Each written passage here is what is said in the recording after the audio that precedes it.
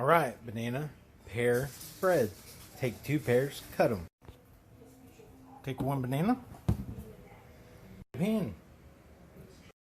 Add 2 tablespoons of honey, about a tablespoon of ginger, powdered ginger. Mix 3 eggs, half a cup of oatmeal. Alright, now you have your 1 cup of flour, half cup of oatmeal mixed with your 3 eggs. You've got your honey, about 2 tablespoons. You got 2 pears, 1 banana, and ginger powder. Simmering. Add 1 cup of flour, 2 eggs. Next time I ask for nails, don't do these little ass things. Alright, now add a pinch of salt. Not much, I probably added too much. Alright, now add a pinch of baking soda. Now add 2 tablespoons of oil, vegetable oil or coconut oil.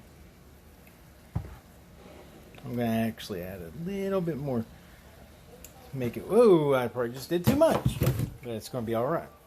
Preheat oven to 356.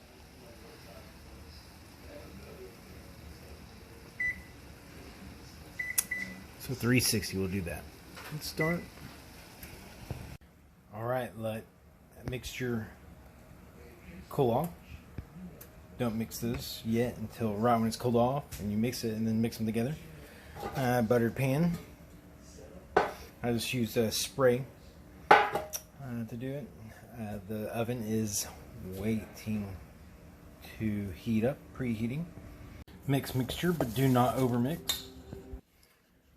Pour fruit mixture into mixing bowl with dry mixture. Pour in the pan. Put in the oven for 1 hour. Right, there's the finished product. It's a pear banana bread. I flipped it over, the pan upside down, got it out. I'm gonna cut off a slice real quick. Make sure this thing's clean.